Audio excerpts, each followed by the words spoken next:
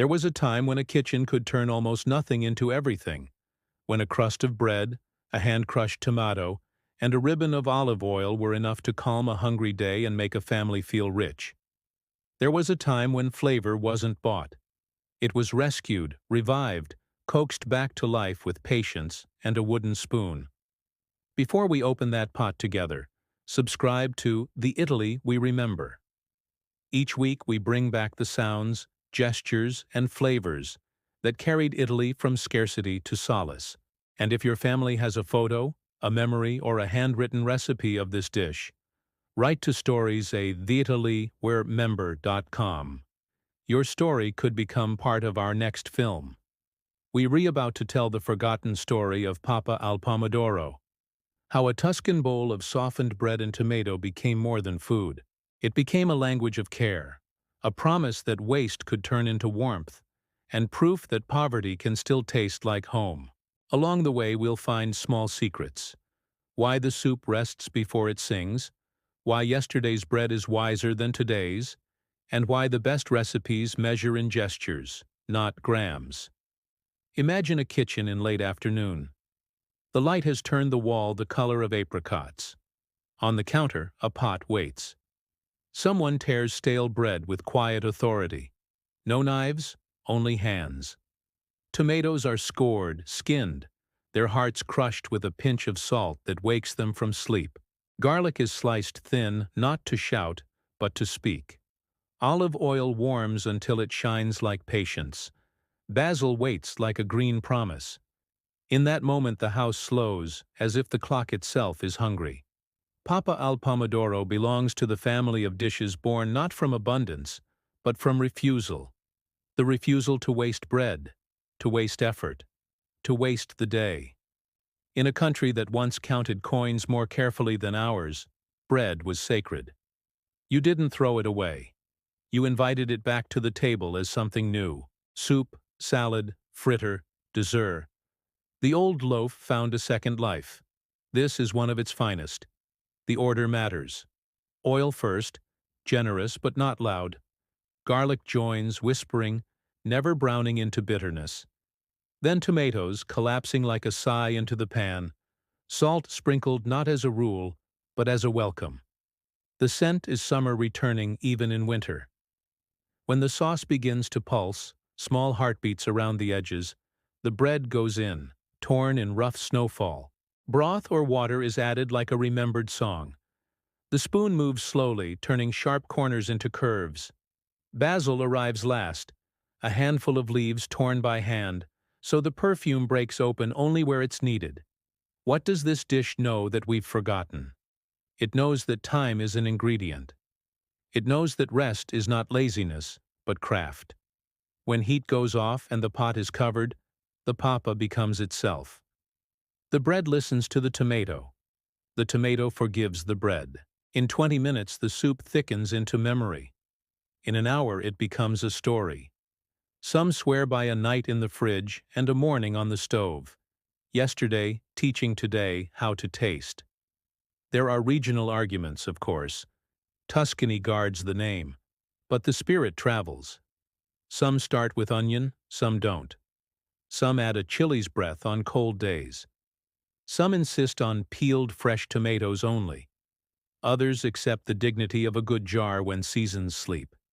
Yet across all versions the rule is mercy. Be kind to your ingredients, and they will remember. We talk about recipes, but what we mean is people. A grandmother who kept stale loaves wrapped in cloth because tomorrow has a mouth too. A mother who taught that garlic should meet warm oil, not hot, or it will tell everyone's secrets. A child who learned to tear bread with clean hands and brave patience. A grandfather who arrived from the fields, dipped a spoon, and said the same two words every time. E casa. It's home. Why did this dish matter? Because it solved a real problem, hunger, and answered a deeper need, dignity. It turned leftovers into a centerpiece. It fed many without asking for much. It tasted like sun even when clouds were stubborn. It let the poor feel clever, the tired feel received, the day feel complete. It proved that flavor is a virtue of attention, not expense. Do you remember the soundtrack of this soup? The wooden spoon knocking softly against the pot, like footsteps in a chapel. The tearing of bread, a dry paper sound before surrender. The sudden hush when basil meets heat. The quiet that happens at the first spoonful, when no one speaks because everyone is busy being a child again. In that silence, families found truce. In that silence, kitchens felt like promises kept. There are little secrets only time teaches. Bread should be old enough to learn, not so old it forgets. Oil should be bold enough to sing, not so loud it steals the song.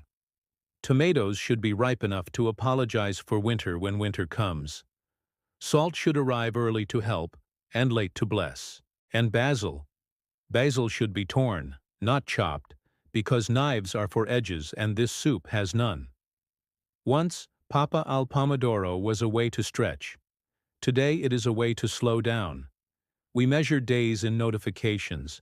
It measures in breaths. We eat while walking. It asks us to sit. We count macros. It counts memories. Not because nutrition doesn't matter, but because meaning keeps us alive too. This bowl teaches a grammar of gratitude. Thank the hands that baked the bread, the vines that reached for sun, the oil that was a tree in the wind before it glowed in your pan. 2 short, true stories. And then we'll stir. A woman remembers making this soup in August when the tomatoes were so sweet they almost felt guilty. She tore the bread with her mother and learned how grief and garlic both soften when given time and heat. A man remembers the winter version. Canned tomatoes, a stubborn loaf, a cheap oil made generous by the flame. He says he never felt poor at that table. He felt expected. What is the climax of a humble dish? Maybe it's the first spoonful eaten standing at the stove, cook's privilege, too hot and therefore perfect. Maybe it's the moment the pot moves from kitchen to table and the room seems to lean toward it. Maybe it's the swirl of green oil at the top, one last circle drawn by a small bottle held high, color resting on color like a benediction. Maybe it is the last bit scraped from the bottom of the pot with a heel of bread, the day officially forgiven. And what about today? Could we bring this back without dressing it in costume? Yes. Choose bread with a real crust and a crumb that knows how to drink. Choose tomatoes that taste like the month they were born in, or a jar that remembers summer honestly.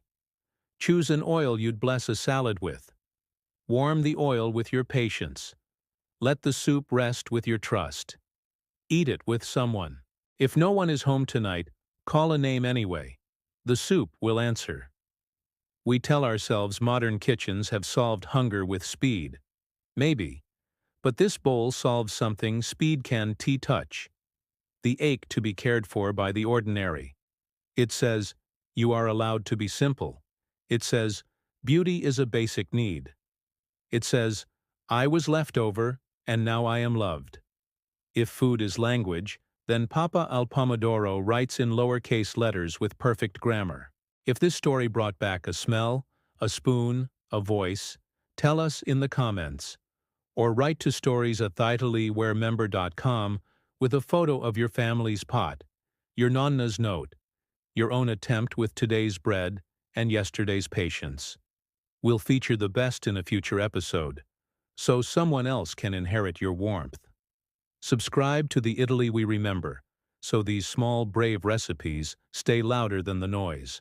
Next time, maybe we'll follow the journey of Pappa al Pomodoro itself, from field to table, from summer to winter, or step into the Sunday kitchen where a single cake cooled on a sill and the whole street could smell forgiveness. For now, turn off the flame. Cover the pot. Let the soup become itself while you set the table and think of someone who taught you how to be gentle. When you lift the lid, listen. There's a quiet inside that sounds like being seen. Drizzle one last thread of oil.